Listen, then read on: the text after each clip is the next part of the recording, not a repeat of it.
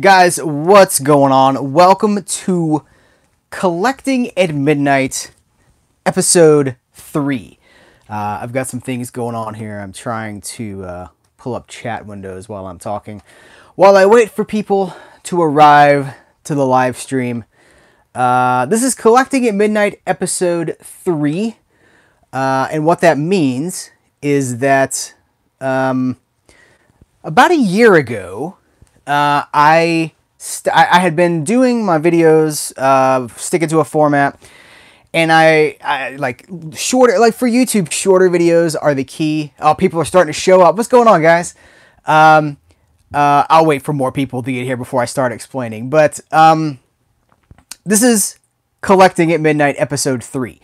As I was trying to find my format on YouTube in the early days, shorter is always better on YouTube for most people. Like if you want to catch people and you want people to try your channel out, shorter seems to be better. But I wanted a longer form video to be able to like really explore some things and get into the collecting aspect of things. And so I did 2 episodes of something called Collecting at Midnight. And they were like an hour and 15 minutes. And then they just kind of stopped because I was burning myself out on them. It was hard for me to just like anchor it, figure out how I wanted to approach it. And also I was burning my content really fast. And I figured out like if I spaced it, if I did smaller chunks of my content, I could get more time out of it. So I just kind of abandoned Collecting at Midnight. But it's been a year since episode 2. And I really have been thinking about bringing it back. And I want to give a huge tip of the hat to Aaron Pinn, who he's a great YouTuber. He's a great movie fan, movie collector, physical media guy. One of, I think, the best one. Okay, well, you're going to go. Let's see. We're not going to do that. Let's see.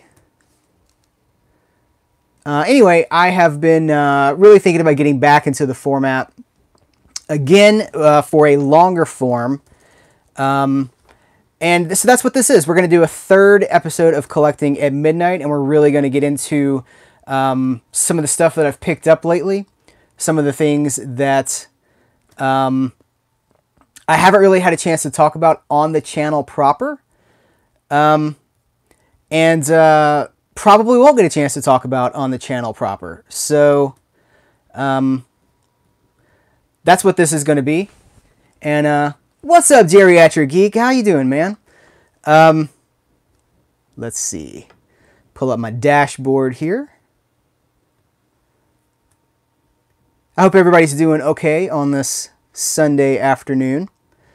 So again, if you're just checking in here as people are showing up, yeah, Ken, man, I'm trying to figure out how to do that. This is the only live stream I've ever done without my better half here, and trying to do the 2 things at the same time seemed to be a challenge. So I'm trying to multitask and do a couple of things at the same time. Let's see. Yeah, I'm not seeing how I can do that.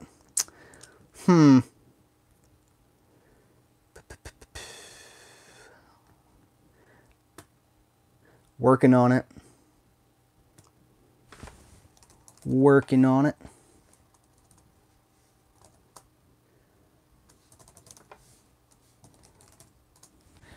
Of course, we could just ignore because who cares, right? Let's see.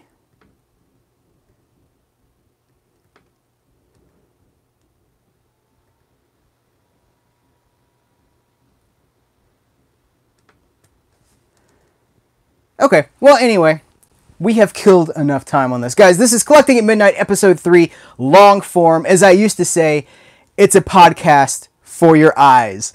So I have a stack of stuff here, movies, TV shows, things like that.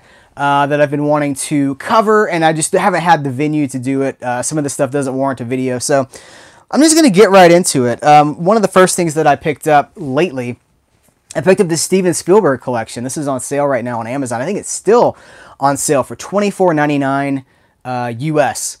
And that's a great deal. It's 8 movies. It contains... What do you guys do with these slips that come on the back of the movies? What do you do with the things that... these have a name. I can't remember the name of it. I always just fold them up and stick them down inside. But the movies on this collection are Duel, Sugarland Express, Jaws, 1941, both the theatrical version and the extended versions, E.T. the Extraterrestrial, Always Jurassic Park, and The Lost World Jurassic Park. And I had half of those. The ones I didn't have were... oh, here we go. Hold on. My window just came up. Let's see. Let's see. We'll report.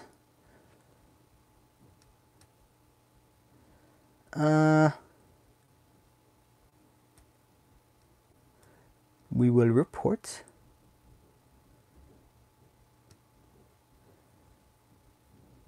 Okay. That should take care of that. I didn't have Duel, and I didn't have... So Duel is 1971. That's the movie that Spielberg did with the guy from... What's the guy's name? Oh, live, man. This is always what happens live. I'm going to dig into the accompanying booklet. Dennis... What's his name, you guys? Ron, man, my green is... green. It's my pants. By the way, really quick, let me show you guys the shirt that the missus bought me. I think this is a super sweet shirt. I think it came from maybe Old Navy. It says The Breakfast Club, and it's got Toucan Sam, Tony the Tiger, the Diggums frog, and the Cornflakes. Does the Cornflakes mascot have a name? Not Dennis Hopper. Dennis... It's the guy from Gunsmoke. He was... Okay, here's... So, Duel. This guy. Let's see. Dennis Weaver. I don't know why I couldn't think of that. Is Corny his name? Yes, Ron. Thank you, man. But this is the one... By the way, is there any buzzing going on? Because the last time I did a live stream, there was buzzing. I just want to make sure that there's no electric humming. If there is, let me know. But otherwise, so Duel is the one... I needed Duel. I needed... which was a TV movie that Spielberg did with Dennis Weaver. Sugarland Express has Goldie Hawn in it. It's kind of like what a mother's willing to do for her child, that kind of a thing. I didn't have that one. You guys ever seen this movie, Jaws? What? No, I have Jaws. I did not have 1941, and I did not have I did not have Always, which has Richard Dreyfuss, and it's Holly Hunter, I believe, is who's in that one. Let me turn to the page for Always. Yes. That's the booklet for Always. But anyway, this was $24, $24.99, full disclosure. And I thought that was a really great deal. It even works out to, like, you know, though I'm rebuying some of these, it's like $3 per Blu-ray for these. So I think it's still on sale. I haven't checked today, but I know yesterday it was still on sale. Do you guys have a favorite Steven Spielberg movie?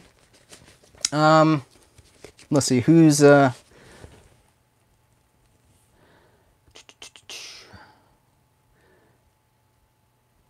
Who asked if I have Buffy? Scoundrel Gaming, Super... Yeah, I have Buffy. I have the movies and the shows. Love Buffy. I hope that Buffy never gets remade, because for me, Joss Whedon's creation is so of its time. Both the movies, you know, the movie is not as good as the TV show, but I don't ever want to see that remade, actually. But do you guys have a favorite Steven Spielberg movie? For me, I was really thinking about it because, like this is obviously just scratching the surface of Spielberg's output. Let's see.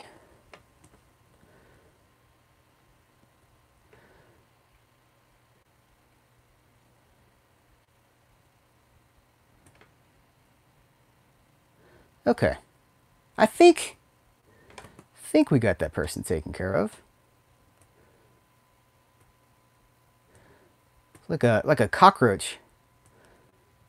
Hold on while I do some housekeeping. Okay. I think we got it taken care of. Sorry about that, guys. If only I had my moderator here. I did it. Geriatric Geek was taken care of. Okay, man. Anyway, the thing about Spielberg is like he's done so many movies over so long. Poltergeist is one of your well, see, okay, Ron, that's a producer. Are you suggesting that Steven Spielberg directed Poltergeist instead of Tobe Hooper? Because that's like a whole thing that we're not. I don't want to get into. But I think my favorite Spielberg movie is Raiders of the Lost Ark. I respect Jaws a ton. I'll probably be doing a commentary on Jaws pretty soon at some point in the next few months. But for me, Raiders of the Lost Ark is the one, man. That's like the one that when I was a kid, Raiders of the Lost Ark was like Indiana Jones was so cool. Yeah, I got like I got a ton of Hanna-Barbera series on DVD. Oh, seeing Raiders of the Lost Ark in the theater with your dad, man. I bet that was a really cool experience. I saw it on VHS. I don't think I saw any of the Raiders or any of the Indiana Jones movies in the theater until, of course, Kingdom of the Crystal Skull, which I actually don't hate. I know there's a lot of, like, the internet hates that movie. I don't hate that movie. But I do, let's see, Hook? Yeah, I like Hook too. But, so, I know there's been a backlash against that movie lately, and I think that Spielberg is partly responsible for that because he's said on record that he doesn't think it was as good as it could have been or something like that. I was a kid when Hook came out. It was one of those, when you're a certain age, things just hit you at just the right way. Hook was super important to me at the time. Robin Williams. And then now we have, like, because we've lost Robin Williams, when I go back and I try to watch, when I do watch Hook, like the Robin Williams stuff, like it just makes me so sad because I miss him. I really miss Robin Williams. Tim, yeah, man, I don't know what it is about Crystal Skull. Like and it's been a few years since I've watched those, but the last time we watched the indie movies, we watched 1 through 4, all of us, the whole family, like me, my wife, my daughter, we watched them all together, like one night, and they all kind of fit. I know that Crystal Skull takes a lot of crap, but I feel like if you kind of watch them all in a row, they do have a flow. They do feel of a piece. Any of the stuff about like nuking the fridge and all that stuff. Well, they did in Temple of Doom jump out of a plane on a raft. So how far do you take it? But anyway, so I also picked up The Mechanic. Now, if you guys are following me on Instagram and if you follow me on Twitter and if you follow all my social media stuff, some of this is not going to be new to you, but I haven't talked about a lot of this on YouTube. So I picked up The Mechanic. I haven't had a chance to watch this DVD version of this yet, but this is they remade this movie with Jason Statham. And I haven't seen that one. I don't know that I'm interested in that one. I'm into the 60s and the 70s kind of a thing.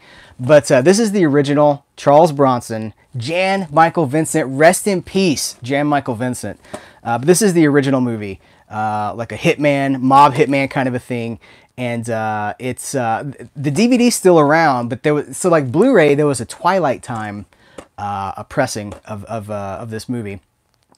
And it went out of print because they do like very small print runs, and then those things get really expensive. So if this ever gets picked up by I feel like this is a movie that was made for like Kino Lorber. They put out a bunch of Charles Bronson stuff. But until then, yeah, original. I always got to go with original, man. Original's always so good.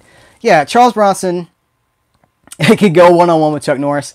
I don't know. Maybe he's got a gun. Maybe if he's got a gun. I don't know about the hand-to-hand combat thing. But Mechanic is really cool. And I think there's a 3-pack. If you guys are interested in it and you want to add the Mechanic to your collection, I think there's a 3-pack with... if I try to do this, I'll mess something up. But there's three Charles Bronson movies. The President? No, it's The Assassin. I'm gonna bail on this. Let's see. Celeste Yarnall, Live a Little, Love a Little. We're talking about Elvis at this point, right? The Velvet Vampire was also in The Mechanic. Yes. Tim knows what's up. Let's see. I picked up, this was another cheapie recently. By the way, this is not going to be just movies. I have some books here that I want to talk about too. I don't have any music for this video, but I do have some books that I want to talk about. But I picked up The Andromeda Strain on Blu-ray. This was like, seriously, like $5 on Amazon. And I have not, Movie Man, oh hey Movie Man, what's up? Man, I have not seen Kevin Costner's interview about Dances with Wolves. Could you, like, what does he talk about? Like, what does he say? But this is Michael Crichton's the creator, the writer-creator of Jurassic Park. In the 70s, this was kind of one of the earlier biological thrillers where everything kind of goes terrible. Mork and Mindy, what form? Mork and Mindy's on DVD. You can get the whole series of Mork and Mindy for $30 or so. I think I paid $25 for it, but it's out there. The whole thing. It's like 4 seasons, I believe. Rest in peace, Robin Williams. But anyway, so Andromeda Strain was from Michael Crichton, Congo, Jurassic Park, Sphere. You guys know. Well, he created Westworld too, right? Like Westworld, not necessarily the current show, but Westworld was a 70s movie. It was based on a book, I believe, or maybe he just wrote the screenplay. I don't remember. But anyway, he's deeply involved in the creation of Westworld. So this dropped to like $5. This is a movie that we've kind of forgotten about. Okay, so Vladimir, what's funny is like I really liked Fear the movie. I liked the book too, but okay, it says Ken says I've lost my connection. Are you guys still seeing me? I don't see any notification that I've had any interruptions. Let me know. I'll keep talking in the meantime. Yeah, Andromeda Strain is 60s and 70s sci-fi great. It's okay. Looks like we're still alive. Okay. But, so Congo, no, not Congo, Sphere. Sphere was the one, they made the movie version with Samuel L. Jackson and Dustin Hoffman. And there was a commentary track. That was like one of those early DVD kind of a things. Like it was like 2000 or something like that. And there was a commentary track. And they had cut together Samuel L. Jackson's comments. Like they were, like him and Hoffman weren't in the same room. We'll do it live! Him and Samuel L. Jackson, they were not in the same room doing the commentary at the same time. They were both like snipped together. And Samuel L. Jackson is like, I had a great time working on this movie. It was so cool to be surrounded by all these special effects. The cast was great. The crew was great. It was really a great experience. It was so much fun to be working on an inspired script. And then Dustin Hoffman's commentary is nothing but complaining the whole time. Difficult to work with special effects, difficult to work the hours. Like it was seriously just like nothing but complaining. And it's like, well, one of these people seems really appreciative and like a really hard worker. And one of them kind of seems like somebody I don't think I like. And legit, like I have had a hard time with Dustin Hoffman ever since then because it just was so just like ungraceful. If you know what I mean, like he just came across so poorly in that commentary. I still like Dustin Hoffman. I still watch some of his movies. Okay, so Runaway with Tom Selleck. No, I have not. It's on my list. There's like multiple regions of Europe have that on Blu-ray. Of course, in America, no. You think Shout Factory or Scream Factory, somebody, you think they pick that up and put it out for American audiences. I don't know if it's a licensing thing or what, but I'm going to import it soon. But anyway, so interesting thing about Dustin Hoffman, right? I also want to talk about Double Dragon. I've written a review for this. This is from MVD Entertainment. This is what is it? The MVD Rewind. That's the series. And so, Double Dragon, here's the thing. Like, I saw this movie when it was on VHS, like new the first time. I didn't see it in the theater, but I was the target audience for this when it came out the first time because I was like a teenager. Video games were incredible. We had just started getting video game movies, and along comes Double Dragon. We have like Super Mario Brothers and then Double Dragon, and it's not, here's the thing, it's not a good movie. But there's so much interesting stuff in this movie. So many ideas. It's like a post-apocalyptic Los Angeles, like World War III has happened or something like that. They don't really explain it, but the world building is incredible. And this edition is, it's incredible, you guys. This edition really talks about, they talk to the writers and the producers. So the producer of this went on to, it's Don Murphy, who's like in the Transformers, he's in the Transformers franchise. Welcome back, Kim, man. I'm glad you're able to get back on. I don't know what that was about. So Ron, kind of, but here's the thing. there's a statement, there's an argument to be made for this movie about like what it does. So the producer talks about this movie. He's like, so first of all, I wrote a review for this, so I'm not going to get super deep into this, but if you want more of my thoughts on Double Dragon, I did. Yes, Tim, it's based on the video game franchise, which doesn't really have a story other than they took our girl, let's fight our way to get her back. It's like Streets of Rage, that kind of a thing. It's like, we just got to go fight all these street gangs. But so I did write a review. I worked really hard on the review. So head over to Serial at Midnight and check it out. But I will say, like so many people associated with this movie, the writers, one of them went on to Breaking Bad and Better Call Saul. And the other one wrote and directed Shoot 'Em Up, that Clive Owen movie that's got a cult following. So they're not nobody. PC, what's up, man? So they're not nobodies. They know what they're doing. But so much of their script got like changed by the studios, and it was like a young director who, they don't talk bad about the director, but you kind of get the picture that this movie ate the director alive. Like he didn't know how he wanted to approach it. Anyway, the special features on this, they have a new interview. Mark Dacascos is in it's a new documentary of Mark Dacascos is in it. Scott Wolf, is it Scott Wolf, right? The Party of Five guy. I've got his name right here. Yeah.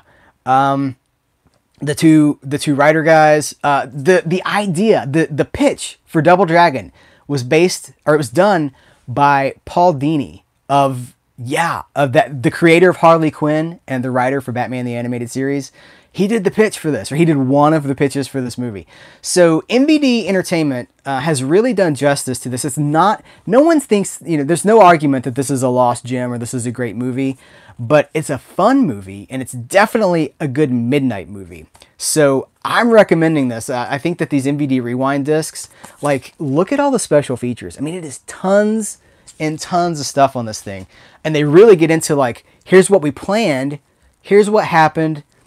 What happened? The producers the writers are sitting there talking about it, and they're like, it's frustrating because somewhere in this movie is a good movie trying to get out. That's crazy, right? For people that made the movie to be talking about that on a documentary, it's really cool. So I recommend this one again, not because it's a great movie, but because it's a great addition of a flawed movie, if that makes sense. Scott Wolf I have never seen Scott Wolf and Michael J. Fox in the same room. That's an interesting point. I did pick up also Stranger Things Season 2 on the Blu-ray DVD combo pack from Target.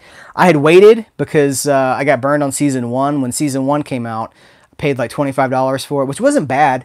But then it's like 3 months later, it was like, if you buy a gallon of milk, they're like, would you like Stranger Things Season 1 for free? It wasn't quite that bad, but they got really cheap. And the same thing has happened with Stranger Things Season 2. High Tension, that's the foreign movie, the European movie about, well, I can't spoil anything. If it's the movie I'm thinking about, yes, I do. I do like that movie.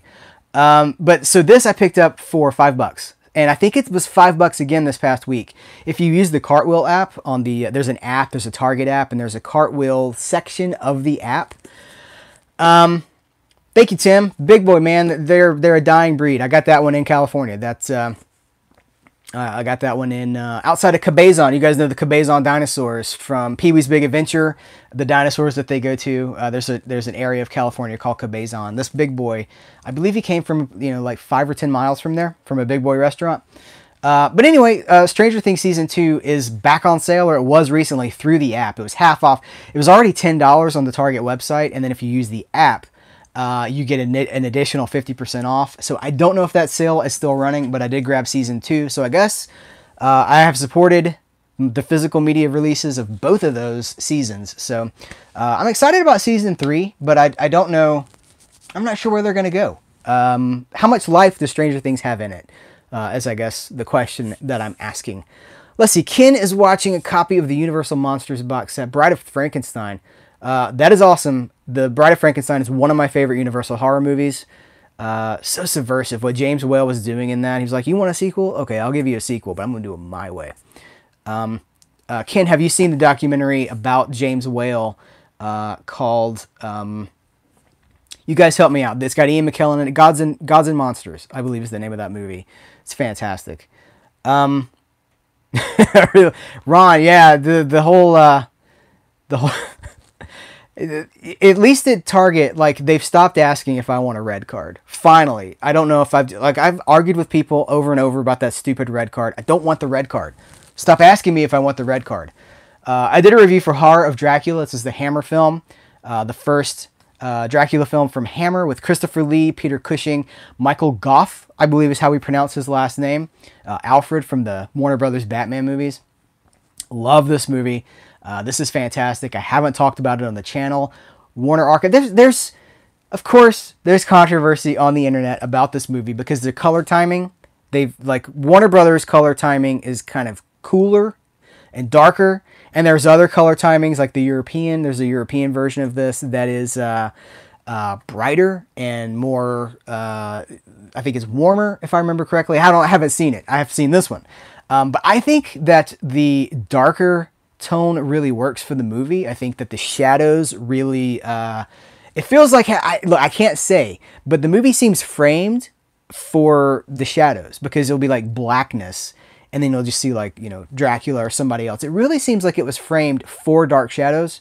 No pun intended for the TV show Dark Shadows. But you guys, again, if you want to know more about this, I always...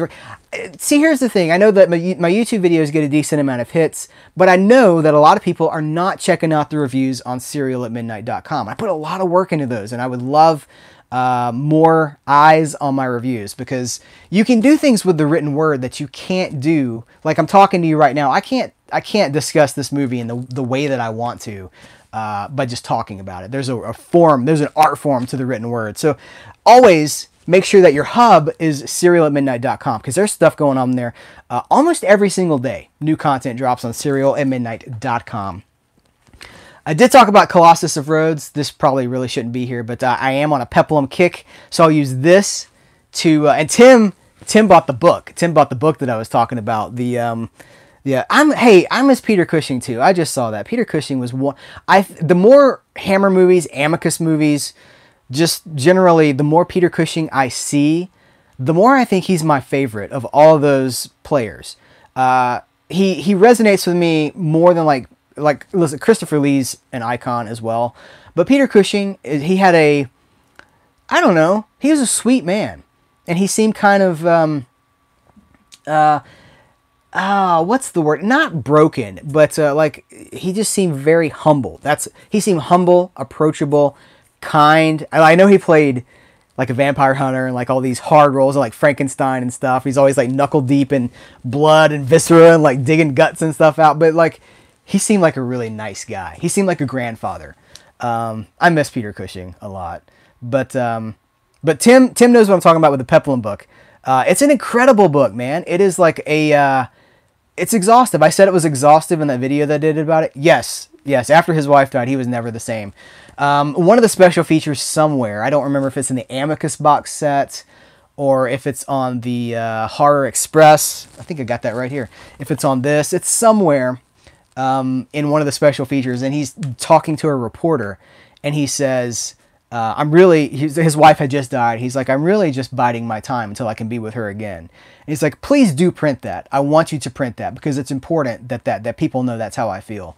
That's sad. I understand. I do understand, but that's tragic. But anyway, the Peplum book is exhaustive. It's like, it sends you off in so many directions because you're like, obviously you've probably never heard of most of them. I think there's about 400 movies in that book.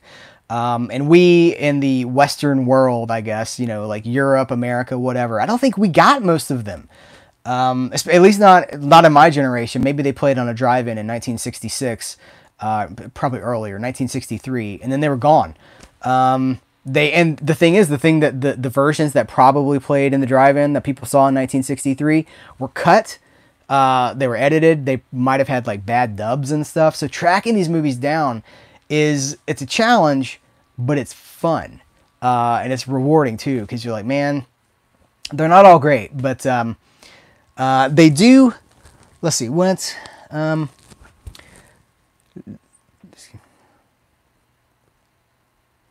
hey, I mean, do you want me to slow down? What is, how can I help you to understand? I don't know what to do about that, guys. But, I appreciate you. I appreciate you checking out the live stream. But the book did send me on like down a rabbit hole of peplum. And so this is not technically, this is not an Italian movie, but this is an influence of the Italian movies. And that's one of the things that book covers. I wish I had the book in here. I don't have the book in here.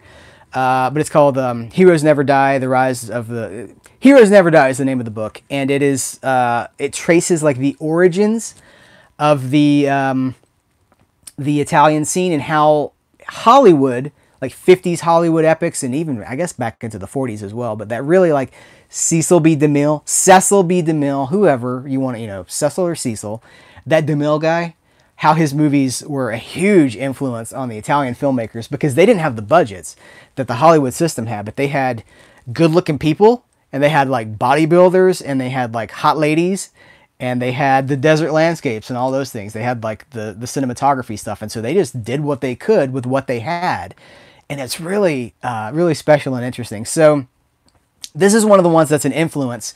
This is Samson and Delilah. This is Victor Mature is Samson, Cecil B. DeMille, 1949.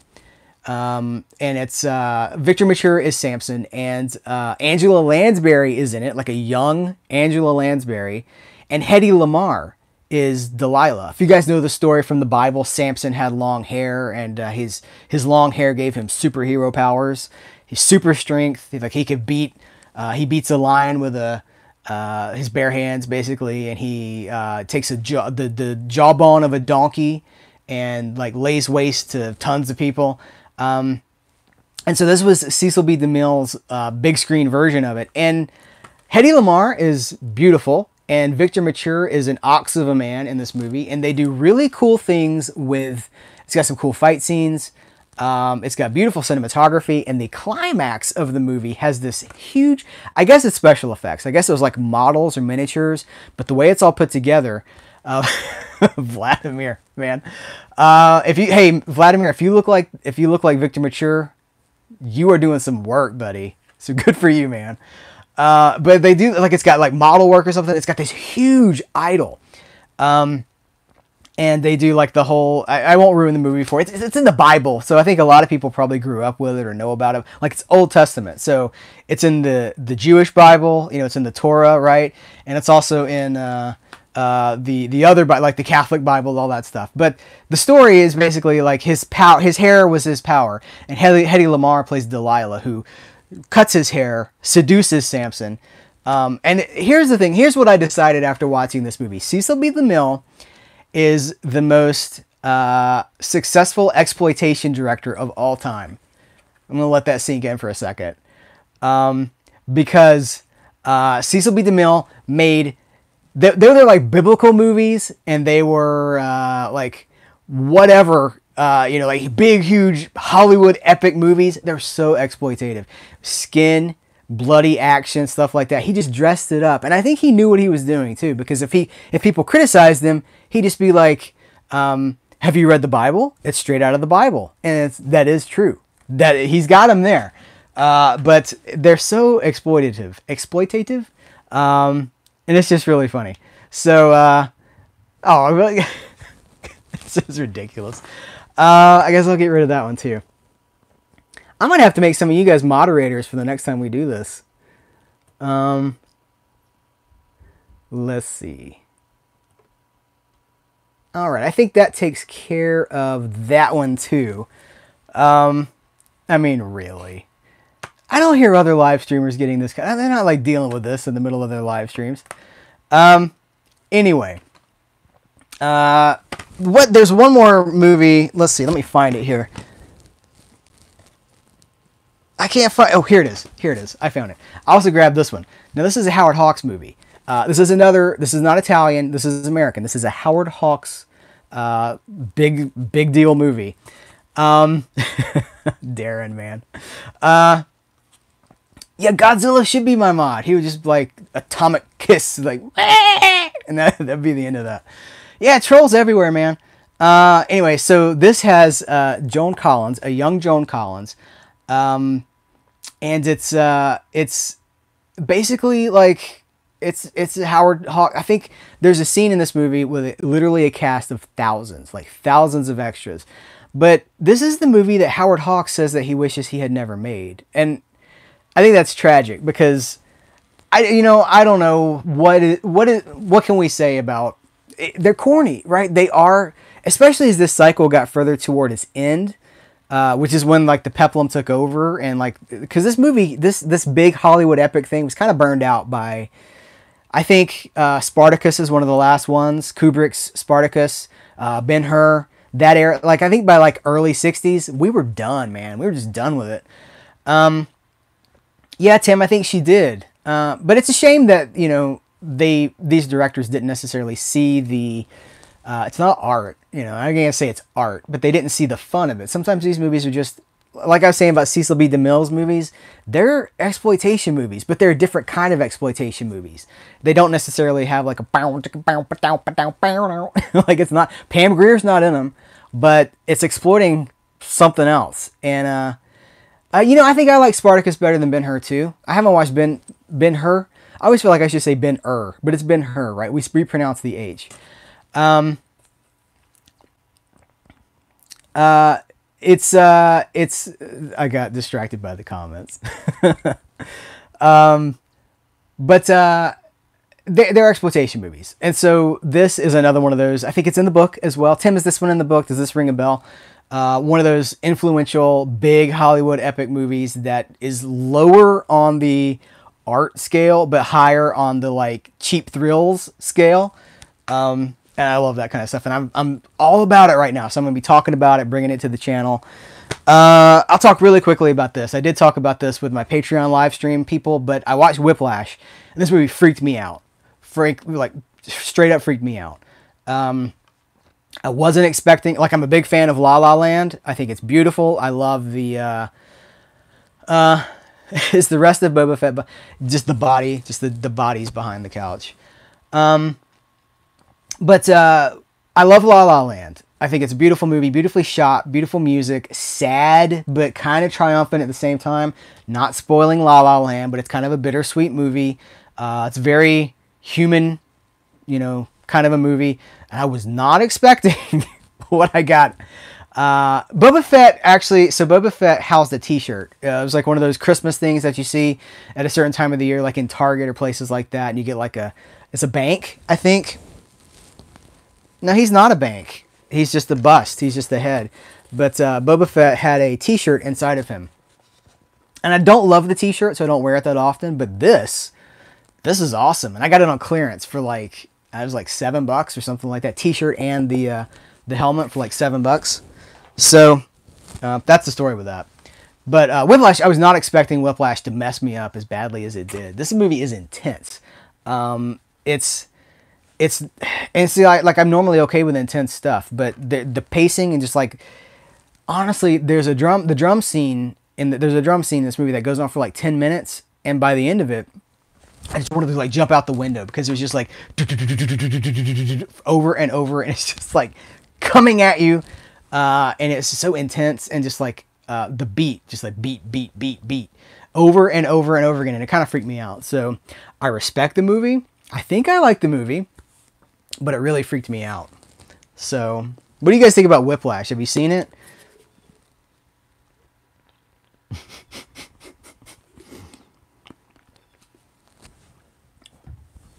Let's see what else I got.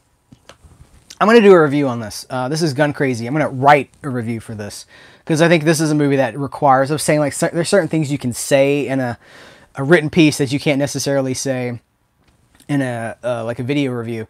This is a fantastic film noir movie. This is from Warner Archive, and it's got Peggy Cummings and John Dahl in it, and it has like things that you could see influence later, like influence on like Tarantino and things like that. There's some one shots, like some POV. There's a shot where you're in the car. So they rob. I won't spoil the movie, but there's a scene where they basically are robbing, like robbing banks and stuff. And you're in the car with them as they come into town. It's not like you're in the car and they pull up right outside the bank. They're like driving into town, having a conversation with each other. All one shot. They pull into town. They turn onto the street. Car stops. Guy gets out, goes into the bank. Like the thing happens, you're still in the car. You hear it all go down. They get back in the car, start taking off. Cops are chasing them. High-speed chase out of town. All one shot. And this is 1940. What year is this? 1949. It's amazing. So many things that we don't give movies credit for. Like we're like, well, old movies don't have that. This movie does. Like, this movie is crazy. It's got some fantastic, innovative camera work and just like the plotting and everything. And you know what? I'll leave it there. That's all I'm going to say about it, because I do have, like, I could just go on and on. But check out the review. I'll let you guys know on Twitter or wherever when the review goes up. I won't talk about this too much, but I picked up Liar Liar. I didn't have this movie. I had it on VHS. I don't think I ever bought the DVD, but this was $5 on Amazon too. And I think this is late funny Jim Carrey. Like, it's kind of the tail end of a certain kind of Jim Carrey. And I didn't think that I needed this movie, but it turns out I do. Because I kind of miss Liar Liar. Carrie Elways. Who's the female lead in this? Is it Maura Tierney? Yes, Maura Tierney. Great underrated actress. Let's see. I also just posted a review on Serial at Midnight for this. This is brand new from Mill Creek. A new spaghetti western double pack. And this has Fort Yuma Gold, which was, I think a lot of people know it as For a Few Extra Dollars, which clearly they were chasing for a few dollars more. Sergio Leone's For a Few Dollars More, but they called it For a Few Extra Dollars. But it's been renamed. At some point, it was named for Fort Yuma Gold. And that's a good fit, because the plot of the movie takes place trying to get into Fort Yuma for some gold. But the lead in Fort Yuma Gold is, I'm going to hope I say this, it's Juliana, is it Gemma or Gemma? I think it's Juliana Gemma. That's how I'm going to say it. Anyway, he was Ringo in A Pistol for Ringo, The Return of Ringo, the fantastic Ringo spaghetti westerns, the first two at least. He's Ringo, and he's in this movie as a soldier who's kind of tasked with being part of this expedition to sneak into this fort. There's like, they're going to create a diversion and sneak into this fort. And Tim, listen up, man, because the bad guy in this movie is Dan Vadas, who was a big Peplum actor. He was in the 10 Gladiators. There was a trilogy of Peplum movies called the 10 Gladiators. There's 10 Gladiators, The Return, I think, of the 10 Gladiators, and then there's a third one. I can't remember the names off the top of my head. They've never been presented in proper... Hey, Dr. Dead, what's up, man? Glad you can make it. They've never been presented in their proper aspect ratio, as far as I know. I don't even think they have Italian releases of those Gladiators movies. But Dan Vadas was a bodybuilder. He's a great bad guy and a good guy. He does good guy stuff too, but he would go on to be one of Clint Eastwood's guys I think he's in Bronco Billy. He's in not Outlaw Josie Wales. It's Pale Rider. I think it's Pale, and he's in like five Clint Eastwood movies. And I guess that Clint Eastwood kind of commiserated with him, because they both came out of the Italian cinema scene. So I think that's really cool. But it's a great movie. This is a cool transfer. And then also it's got Damned Hot Day of Fire. Also, probably more commonly known as Gatling Gun. It's about the creator of the Gatling gun. He gets kidnapped by these guys, and they take the gun, and they take the creator, and they're going to blackmail. It's during the Civil War. A lot of spaghetti westerns take place during the Civil War, so they're going to blackmail like the North or the South to see who gets the creator of the Gatling gun, and they get the money. That was really cool too, and it has John Ireland, who's in Spartacus. We were just talking about Spartacus. John Ireland was in that movie. And Robert Woods, who was in Battle of the Bulge, and he did some spaghetti western stuff too. But I didn't like Damned Hot Day of Fire, aka Gatling Gun, as much as I like Fort Yuma Gold. But I will say both of these movies are cleaner in their presentation. See, here's the thing, like spaghetti westerns, like the Peplum.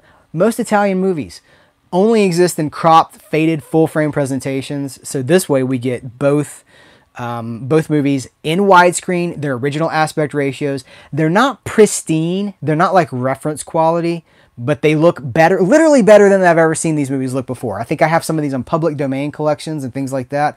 I told you, I wrote a review for this for Serial at Midnight, and one of the things that I mentioned is like Quentin Tarantino when he chooses prints for his repertory screenings of things, like at the Draft House or whatever, he likes prints that have a little bit of noise, that feel lived in.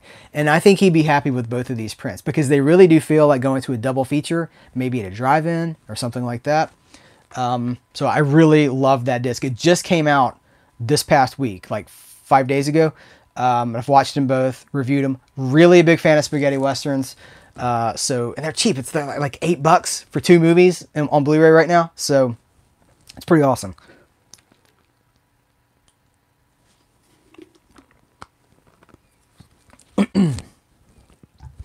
All right, let's see. Some of these are going to go faster because I gotta pick up the pace a little bit. Are you guys paying attention to the whole Code Red? I know Tim is because I see his thumbs ups on their posts. But the whole Code Red situation right now with Bill being in the hospital, or he was in the hospital, and Dark Force Entertainment is taking things over. And I've been buying a lot of their releases. Okay, I've been buying a lot of Code Red stuff. I bought this one. This is Kill or Be Killed. This is Dark Force. This is Dark Force release number 2. Haven't watched it yet, but I have watched The Swingin' Barmaids from Code Red, Steel Arena from Code Red, and I was one of the people who was, I guess, lucky enough to get Screams of a Winter Night from Code Red. Review for this is live on Serial at midnight as we speak. But here's the thing. The model for getting these Code Red movies has never been more tedious. The way they promote these movies, the work that seems to be going in behind the scenes of these movies is about to make me stop buying them because I want to support Code Red. These movies are fun. I don't love Screams of a Winter Night, but I think Swingin' Barmaids is fantastic. It's not the movie that the cover quite makes it out to be. But it has... Thank you, Tim. So Tim says that Kino has Steel Arena coming out on Blu-ray because Kino distributes for Code Red sometimes, I guess. I don't know about everything, but some of their stuff gets distributed by Kino. But Steel Arena, he says, comes out on Tuesday. I would recommend getting it from Kino. And Swingin' Barmaids is a great like crime movie, like a serial killer. You don't get it from the cover, but it's like a serial killer crime movie. This guy is stalking and killing waitresses, basically. It's got William Smith, not Will Smith, but William Smith, another bodybuilder, stuntman. He was in some of Andy Sedaris' stuff. But the model that Dark Force is pursuing with these movies, it's DVD only? Oh, that sucks. No, man. No. Yeah, Vladimir, the cover is made to grab your attention, and it's not all that misleading because that is an aspect of the movie, but it's not like a dirty movie. It's a murder mystery, and William Smith is awesome in it. But Dark Force has become like... So there's a whole controversy surrounding Forced Arena / The Last Victim, which is a Tanya Roberts movie. It's Tanya Roberts. She was Charlie's Angels. She was on that 70s show. It was her first movie. And they just, Code Red, under Dark Force, just released a Blu-ray of it. It's on its way to me. I ordered it well over a week ago, and it just shipped yesterday. So it's not the complete movie. Now, there's a controversy about what version it is. There's an English, I think, VHS tape that the movie runs 88 minutes. The Dark Force release, or it's not Dark Force, the Code Red release has 2 cuts. One of them is like 72 minutes, and I think one of them is 77 minutes. The bottom line is neither version is the 88-minute version, and they kept touting it as like it's the complete version. It's the first time you could get the complete version on Blu-ray. Basically, the bottom line is the whole stuff that's going on with Code Red and Dark Force behind the scenes is really crappy. The store is closed 95% of the time. Then when it goes up, they hype them. They're like, "Oh, you guys, we have 1,000 copies." Or like with Screams of a Winter Night, it's like we have a batch of 200. They're going up for sale right now. It's this very honestly, this sense of forced scarcity. And I think I'm just about done with it. I really think I'm almost done I say this, but then they come out like I thought I was done with them already, and then they put this out and these three. I wasn't planning on buying these, and I did because I was like, well, if I don't get them, I might never get those movies. I don't know. I'm just really upset about the whole model of business. If you guys know what I'm talking about, like that's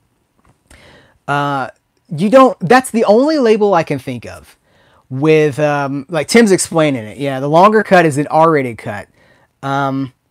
But there is another longer cut. There's an even longer cut than that. So it's the way they solicit it. And here's the thing. People were like, wait a minute, there's a longer cut out there, Code Red / Dark Force, because they're in bed together somehow.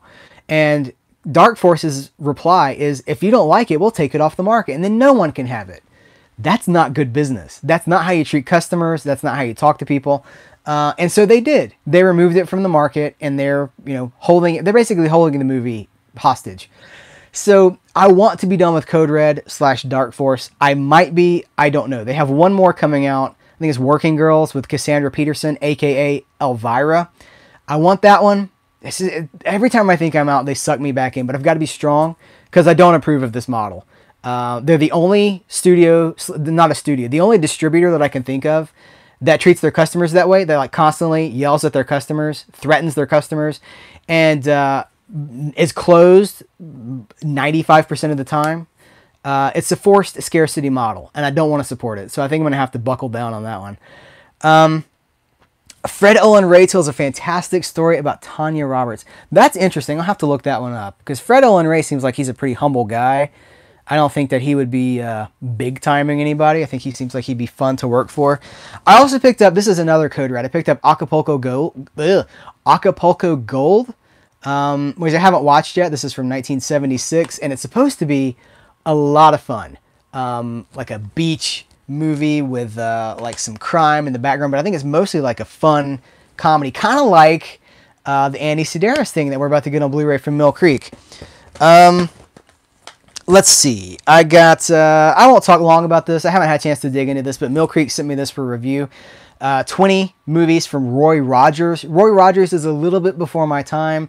Obviously, he's before my time, but his movies are a little bit earlier than what I tend to enjoy. They're kind of comedy, fun, family westerns, and that's fine.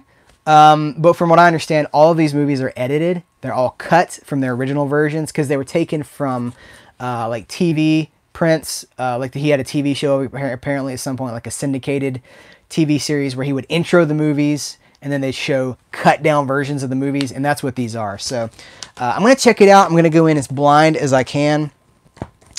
Let's see. What else do I want to talk about? I did pick up, I Instagrammed this, but I picked up Night of the Creeps. This is not the new one. This is not the one that's coming out from Scream Factory at some point. I don't know if that has a release date yet, honestly. I think you guys kind of know how I feel about Scream Factory, like high prices, low returns most of the time. I don't hate Scream Factory, but I think Scream Factory has lost their priorities. Let's say that. And I am going to be buying the Street Fighter collection that comes out soon. But I just feel like something has changed within Scream Factory and Shout Factory within the last 5 years. At one point in time, they were a label that I loved, and I was a champion of what they did, the movies that they put out. At some point, prices kept going up, special features kept going down, video quality kept dropping. So now it's I don't know what's up with Night of the Creeps, but I did see this one. This was on sale for, I think it was like $7.50 or $8, something like that. And it is probably the only version I need. It has the alternate, it's the director's cut with Fred Dekker. It's got a cast commentary, a commentary by Fred Dekker, who wrote and directed the movie, so that's 2 commentaries. It's got the original theatrical ending as well, so you're not just stuck with the director's cut. You also get the original theatrical ending, deleted scenes, a Birth of the Creeps documentary, Cast of the Creeps documentary, Creating the Creeps, Escape of the Creeps, Legend of the Creeps, Tom Atkins Man of Action character profile, like actor profile, a trivia track, and the original theatrical run. So I don't like, what could Scream Factory add to this that it doesn't already have? It's already got a commentary, documentaries, all kinds of stuff. So I know that Scream Factory is really loved, and I want to love them. That's the thing, is I want to like them more than I do. I do have, I don't know, I probably got 25 Scream Factory releases, which is not a ton, but I have supported them, and I do support them. Like I said, I'm going to grab that Scream Factory Street Fighter set with Sonny Chiba when it comes out, but they need to be more fan-friendly, I feel like. But that's just my 2 cents. I'll do one more. I had a few other things, but I'm gonna stop that. I'm gonna do one more. I picked up Sorceress. This is Jack Hill's last movie. I have not picked up The Thing from Another World Blu-ray yet. I plan to. It's on my list. I just haven't done it yet. I'm so glad that movie is finally out on Blu-ray, and I have to support it. Grindhouse releasing. I don't think I have anything from Grindhouse releasing. Not that I have anything against Grindhouse releasing. I just don't think I have anything from them. But anyway, Sorceress was Jack Hill's last movie. Jack Hill directed. See, okay, here's the tip for you guys. This week on the channel, I'm doing a Jack Hill double feature review of Spider Baby and Pit Stop, which is like a race car kind of a movie. And they're both Jack Hill. He made Spider Baby, and then he immediately made... They didn't necessarily come out back to back, but he did direct, like after Spider Baby, the next movie he directed was Pit Stop for Roger Corman. Per him on the commentary. He said, I made Spider Baby. It went into this hell where he couldn't get the rights to it. Spider Baby is incredible, man. I cannot wait to talk about these. So that review is coming this week, but this is to round out my Jack Hill week that I've been having. I picked up Sorceress. This is from Scorpion Releasing, which, if you don't know, Scorpion Releasing is run by Walt Olson, who is Bill Olson's brother. Bill Olson, the guy behind Code Red, who's been having all these problems. Scorpion Releasing has their game together. Code Red does not. So that's all I'm going to say about that. Scorpion Releasing knows what's going on. This is a very corny, very cheap, Roger Corman produced sword and sorcery movie with two twins that were playmates. And you guys, it's not good. There's no argument that this is a good movie, but it's a fun movie. It's super cheesy. And it's from 1982. Right after Conan. The story behind the movie is that Roger Corman said, I want a movie like Conan with two women in it. And so that's what this is. And Jack Hill made it. Jack Hill, also the guy behind Coffee in the 70s. Like, he's most famous for his 70s exploitation movies. It is like women in prison movies. But in the 60s, he was doing something different. And then this movie's kind of different. He lost his ultimate cut of this movie, like the version he turned in, Roger Corman did not like. There's creative differences, and Jack Hill walked, and he had his name taken off this movie. So it was apparently, what do they, see if it's on here, I can't remember, it's like Mark Bryan or something like that. It's Roger Corman's kids, like his two sons' first names is the pseudonym that they said the movie was directed by, because Jack Hill wanted his name taken off of it. Crazy story. So you guys want to talk about some books? I got some books here, and we can talk about those really quick. I got to hydrate. I am parched. Talking dries me out.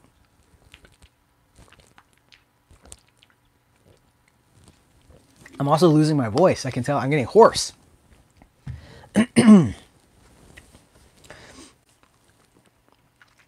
How does Sorceress... So Tim says that Sorceress is... shout on Sorceress now. So is this out of print, or is this still in print? Maybe because it's still in stock at all the stores. Maybe it's just like the license has ended for it, but the stock is still there, because I think it's on Amazon. It's at bestbuy.com. It's out there. Book-wise, I picked up some pulps. This is there was a series of 3 books called Gabriel Hunt. They were all written under ghost names, just Gabriel Hunt. But check out these covers.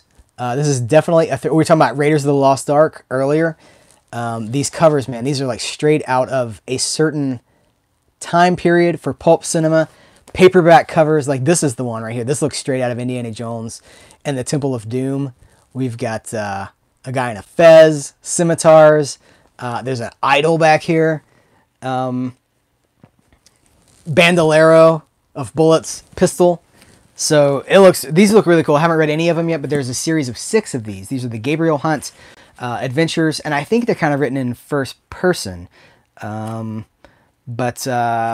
let's see, what are the... Hunt at the Well of Eternity, Hunt at World's End, Hunt Beyond the Frozen Fire, Hunt Among the Killers of Men, and Hunt Through Napoleon's Web. If that's not chasing Indiana Jones, I don't know what is. So I'm excited about that, because they don't make... Even the Indiana Jones movie that we got the last time was not quite the Indiana Jones that we had, right? Like, it's the 50s instead of the 30s. So this is very much that classic pulp 30s kind of a thing. I picked up this book called Stone MIA Hunter. This is ghostwritten by, it says it's written by Jack Buchanan. But what I've learned is I've been getting into these pulps, the Executioner, Mac Bolan, the Executioner books, is that one of the ghostwriters for those books is Stephen Mertz. And he's a prolific paperback, he's really a paperback icon. Joe R. Lansdale, the creator of Bubba Hotep, Hap and Leonard. We'll talk more about Joe R. Lansdale in just a second. But he wrote some of these things too. Like he would ghostwrite. He didn't ghostwrite any Executioner books, but this was a series that Stephen Mertz kind of, I believe he created or co-created. And the Jack Buchanan is a pseudonym that was used by both Stephen Mertz and Joe R. Lansdale. So they would both write for the MIA, the Stone MIA series. As Jack Buchanan. So you never knew, like we know now, but like this is Stephen Mertz's. This is not Joe Lansdale's, this is Mertz's. Stephen Mertz also created a series called Cody's Army in the 80s, and there were 7 of those, and I got 6 of them in one eBay lot. So I'll show you. This is Cody's Army Book 1. Check out these covers. These covers are amazing. These are all ghostwritten under the Jim Case. Pseudonym's not the right word. What's the... as an assumed name. You guys know what I mean. This is Book 2. Assault on Libya. Let's see. Here's Book 3. Philippine Hard Punch.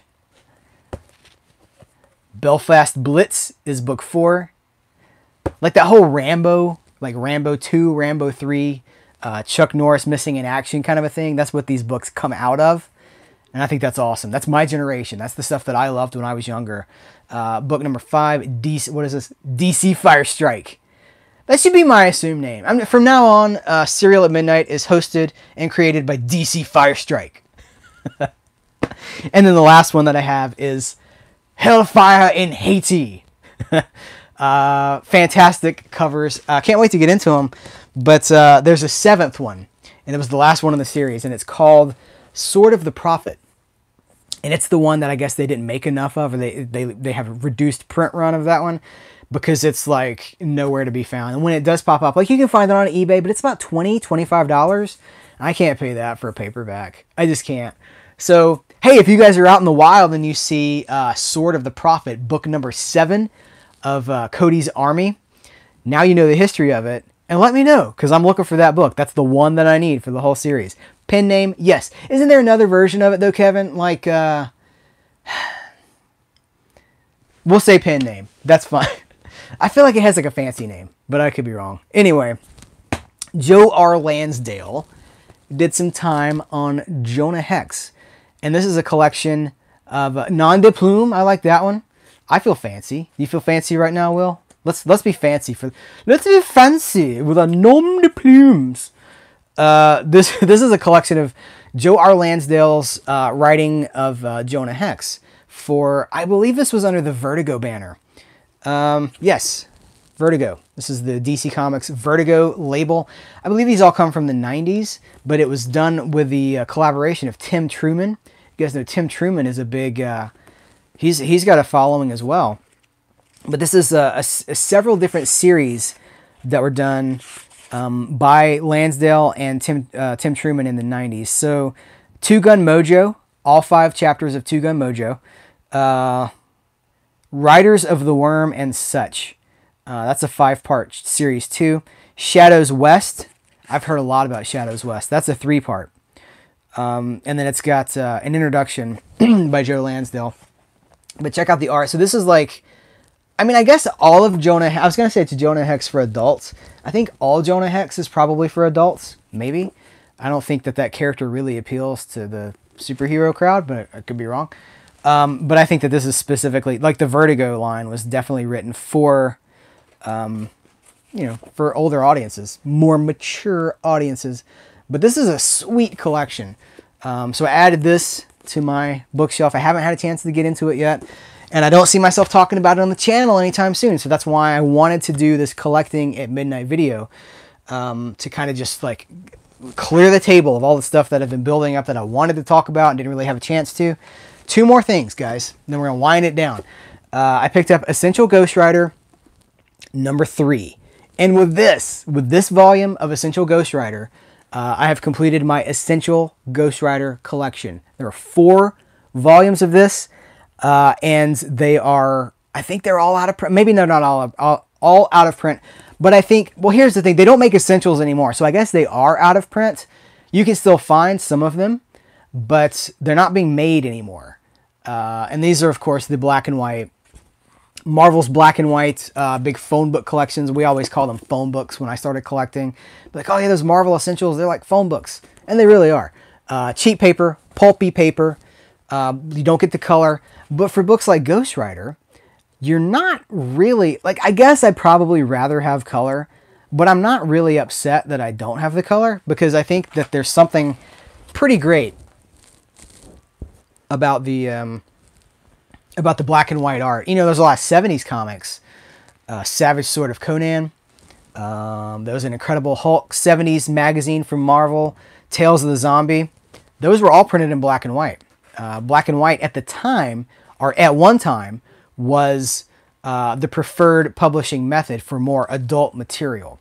I guess because it was cheaper. I'm not exactly sure why that was, but you've seen the big format magazines, like the big Conan magazines. They're always black and white. You had a sweet cover that was color, usually a painted cover, but then the contents would be black and white. So I'm not really upset by the loss of color. Some of these issues are expensive, and it'd be very not cost effective to track down the original issues of these. Hopefully these will make it to the Epic Collection line where they will be reprinted in color.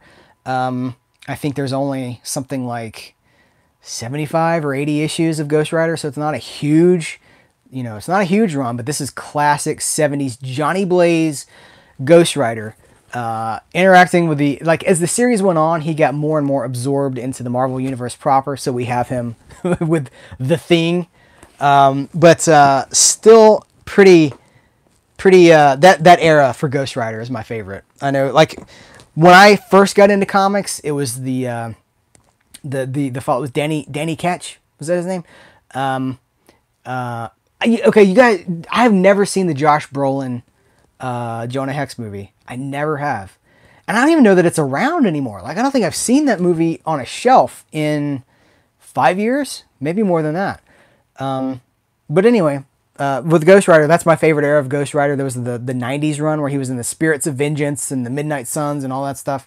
But this 70s stuff has such a pure, frankly, horror vibe running through the whole thing. Like, deals with the devil and Mephistopheles and all this stuff. Like, when it starts, it's the devil. Like, they would later, I think, kind of retcon it to where it was Mephistopheles or Mephisto or whatever. But when it first started out, like, it was hardcore. It was a very 70s dark Marvel horror. Last thing, I picked up this biography of James Garner, who I am really discovering. I've known who James Garner was for a long time, but I'm watching the Rockford Files for a future review.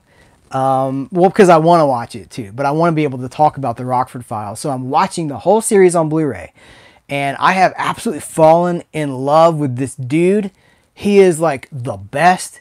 He's manly, masculine, macho, but not like, no swagger. He's just like oh, Jamie, I didn't know you were here, man. I just got in my zone, and I was just like talking, and just like, blah, blah, Ghost Rider, and blah, blah, blah, Code Red, and blah, blah. I was kind of off on a tangent. I didn't even know some of you guys were here. I'm like, oh, hey, they're here. But James Garner, man, I have absolutely been, like, bowled over by how cool he is, how effortlessly cool he is. You know, we talk about, like, masculinity and stuff. For me, like, that's masculine. I don't need, like, Schwarzenegger. Like, this guy, like, just a man who's in control of his stuff, kind of not perfect, flawed. Like, Rockford is kind of a flawed guy. It doesn't always work out for him. Kind of the Harrison Ford, Indiana Jones thing. Indiana Jones is undeniably a masculine character, but he's not. He doesn't have all the answers, and he makes a lot of mistakes, and that's kind of where the stories and the fun can come out of. And I've been so impressed with James Garner. So I bought this biography. I think yesterday was the 35th anniversary of Tank, the movie about James Garner, the tank in the town. You guys know what I'm talking about. I think it's 35 as of yesterday. Yeah, hey, okay. Soundtrack TV. Yes. So let me dig it out here. We'll do this plug proper. So Michael McCormick did the track, the Giallo box video that I just posted up this past week, Friday. There's a sweet track at the end of that, like a very horror-inspired, Suspiria-inspired synthwave soundtrack song at the end of that Michael McCormick was nice enough to let me use in the video. And he is here, Soundtrack TV, and he was the co-producer and the composer for the documentary The Shark Is Still Working, which is on the Jaws Blu-ray that I have in this box set. So that is that's Soundtrack TV, you guys. That's who that is, and he's all up in this box set, y'all. So that's really cool. Yeah, Tank, man. I wish Tank had a Blu-ray. You guys have like Tank, the DVD, the American DVD is full frame. It drives me crazy. And when I say full frame, I mean like it's square. They've cropped it. That bothers me. Oh, that bothers me so much. I'm like, why? Remember, like there was a time like in 1998 where it was acceptable for a movie to be cropped. Not anymore. Like it's been a long time since it was okay for a movie to be cropped. So that's really weird. There are other, I think there are Blu-rays in Europe, but I believe they're region locked. So it doesn't really help us in America. Will Crow, man, the Rockford Files is so good. I posted on Instagram earlier today, like I was going to bed last night. I watched one, and it had Shelley Fabre. That's how you pronounce it. It looks like Faberes, but it's Fabre. But she was the leading lady in 3 Elvis movies. Girl Happy, Spin Out, and Clambake. Clambake, by the way, underrated Elvis movie. It was Elvis allegedly says that it was his least favorite of any of the movies that he did. But I really like Clambake. It's got Bill Bixby in it, who, like, does anybody not like Bill Bixby? Like, everybody likes Bill Bixby, right? But I mean, it's silly, it's fun. But so she's in that. She's in 3 of those. She was also the daughter on the Donna Reed show, as well as she sang Johnny Angel. You guys know that oldie song, Johnny Angel? That was Shelley Fabre. And she was the wife on Coach, the Craig T. Nelson TV series Coach. She was the wife on that one. But she was in this episode that I watched last night, as was Sid Haig from Spider Baby and Pit Stop. He's not in Sorceress, the final Jack Hill movie, but Jack Hill, that's one of the things he was upset about, is he had a role in that movie. There's like a goat guy. I believe he was supposed to be the goat guy. And Jack Hill wanted Sid Haig to be the goat man. But Roger Corman was not okay with that, I guess. I don't know what happened, but that was supposed to be one of the reasons he walked away from that. But I was like, oh, like as a character actor, like a character actor fan, like I love watching all these character actors in these shows, and like these 60s and 70s TV shows are character actor heaven. You're like, oh, it's that person from that thing. Like Sid Haig is in everything. He's in A-Team. He's just like, these people pop up in the craziest places. Okay, Grand Prix 1966, cool James Garner movie. Man, every movie James Garner is in is so cool. I went on The Notebook. I don't know about The Notebook. I'm still on the fence about The Notebook. There's a whole controversy with The Notebook because I've seen The Notebook a grand total of 1 time when it was new. Never had a desire to go back to it, but now that I'm getting into Garner, I'm like, should I support Garner by picking up The Notebook? But there was the thing, Netflix UK.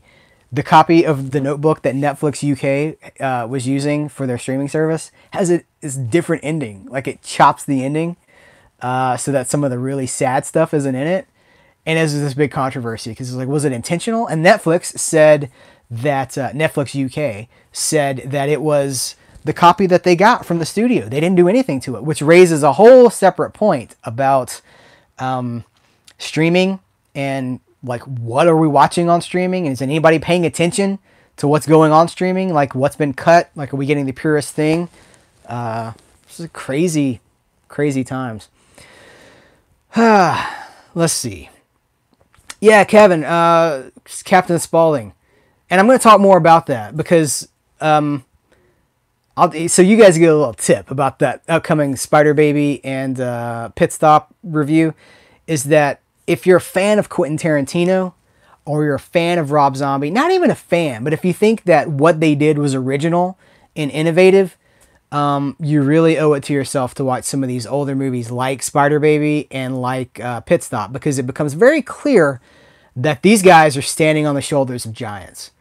Spider Baby in particular has changed how I watch Texas Chainsaw Massacre and basically Rob Zombie's entire career. Rob Zombie apparently just wants to keep remaking Spider Baby in his own voice, because it's not even like subtle. It is very clear. Rob Zombie worships Spider Baby and he worships Sid Haig, as he should, because Sid Haig, yeah, I was listening to the commentary. I rip commentaries to my phone, like I put them in iTunes, and then I rip them from the DVDs or the Blu-rays, and I put them on my phone, and I listen to them while I'm working my day job, or I was doing yard work a few days ago, and I was listening to the Pit Stop commentary, and he was talking about how the Sid Haig, Captain Spaulding, a very scary guy. Like, I think people have an image of Sid Haig, but he was doing Shakespeare. He had done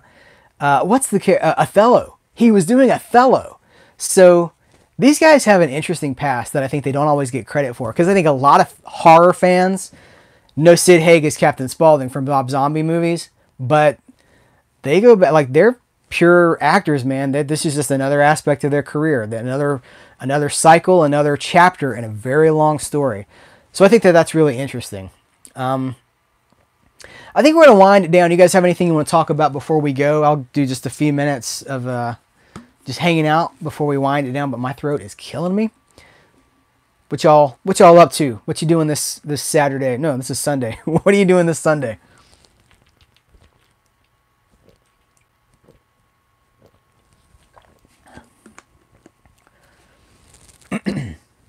Will,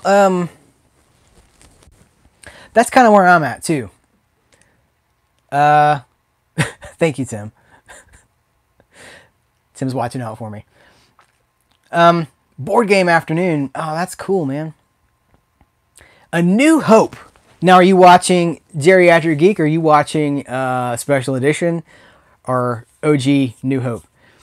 Oh, Dragon Quest. So I'm 45 hours into Dragon Quest 11, and I have hit a wall because I need a break. So I've put it down for a few weeks. I won't spoil any aspect of that game for you, but I don't know when it's going to end. I thought we were winding towards a point, and we're not. Like, it's continuing. I'm like, oh, I thought I was getting close to the end, but I was not. So, going back to Rob Zombie, yeah, that's the whole Halloween thing.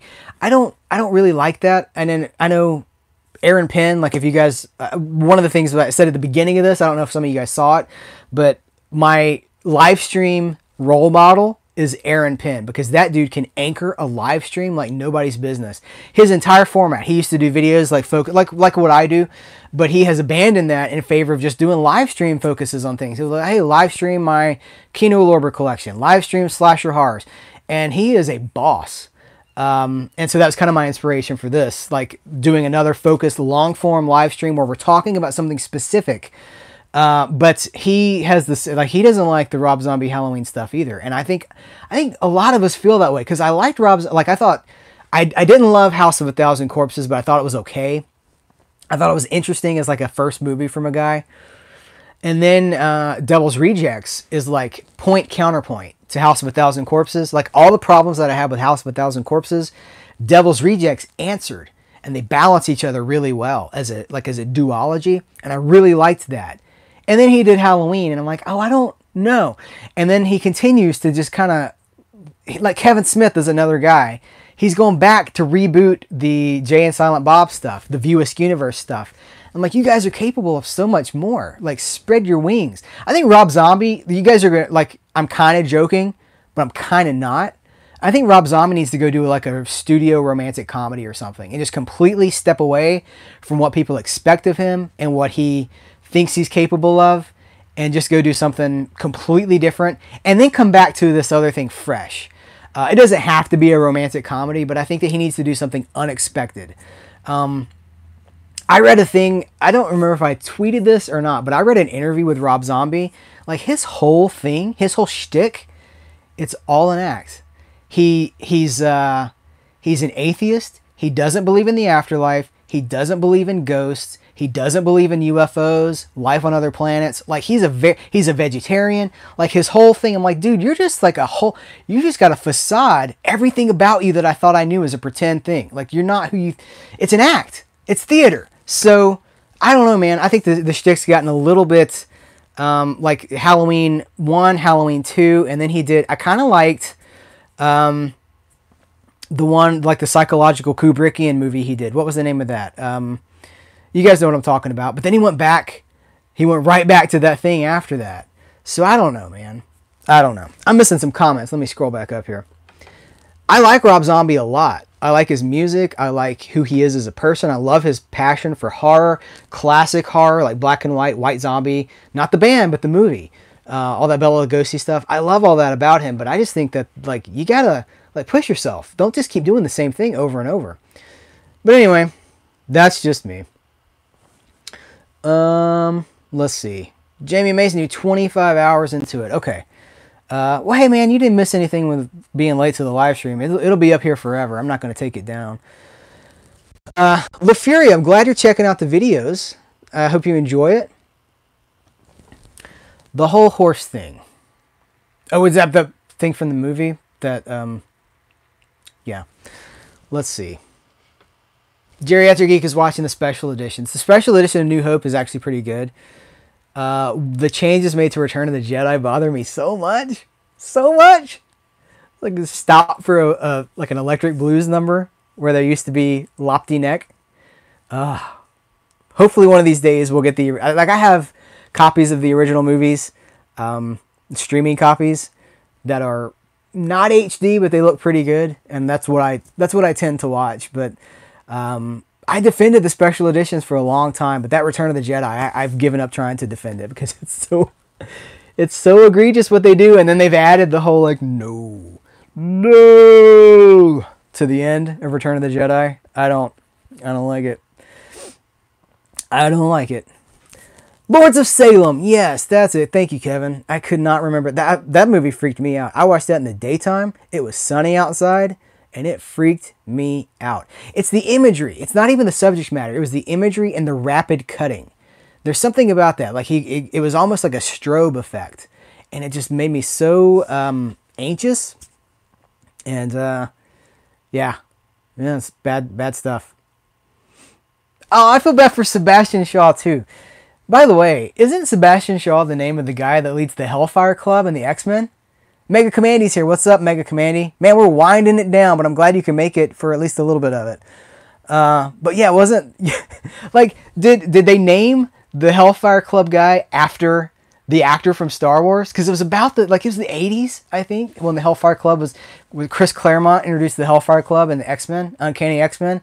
Like, did they name him after the actor from Return of the Jedi? Tell your sister you were right. You were right. Let me look upon you with my own eyes. Let's see.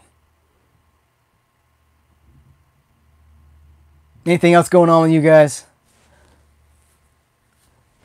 I guess we're going to let you get back to your Sunday. Get back to the video games and the Star Wars and the everything else that's going on. Guys, thanks for hanging out. Thanks for tuning in. You want to see more of these? Should I continue to resurrect collecting at midnight? See, I was doing them just like as I would build stuff up. I did 2 of them, and I would build them up and I'd be like, oh, I have some stuff to talk about. It'd be like a long form video. Do you like this? Do you like focused live streams? Let me know. And I want to address Vladimir's comment really quick that he doesn't care what format he gets as long as he gets a copy. That's pretty much where I'm at. I do prefer Blu-ray, obviously. I haven't gone to 4K because let's face it, Sorceress is never coming to 4K. Acapulco Gold is never coming to 4K. These movies probably look as good as they're ever going to look on this Blu-ray right here. Most of the stuff I'm interested in is never coming to 4K. So I do prefer Blu-ray, but it's that access. It's that ability to have access to the things that we want to see when we want to see it. That's why I collect physical media. That's the thing. That's the goal of the whole channel, is just to promote, hey, do it on your own terms. Like, if you want to see such and such, do it like you do you. Grab it, get it. And then don't let somebody tell you when you can't watch it. So I am doing collection tours, but right now they are for the Patreon community. Someone asked about the collection tours. I'm doing them. I've got a video tour, 1 hour video tour already up for the Patreon community. I don't push it. It's totally up to you guys, but that is where those are right now. So yeah. All right, guys. Well, I will do these as as collection dictates, like as I build stuff, enough stuff up to talk about for a long period of time. We'll do another Collecting at Midnight. This is Collecting at Midnight number 3. We will do an episode 4 sometime in the future.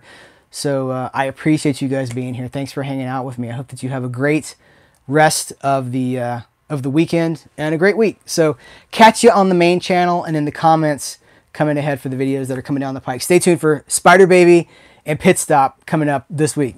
Guys, thank you. Take care. Later, guys. I got the comments over here, and I'm split screening. I have 2 things going on at the same time. It's Kurt Russell's birthday. Hold on a second. I didn't know today was Kurt Russell's birthday. Happy birthday, Kurt Russell. Because he's watching. The coolest Santa Claus of all time is watching right now. No. That's cool. Happy birthday, Kurt Russell. He is my favorite actor of all time. So, guys, thanks for being here. I appreciate you guys. I appreciate you guys. And I will catch you later.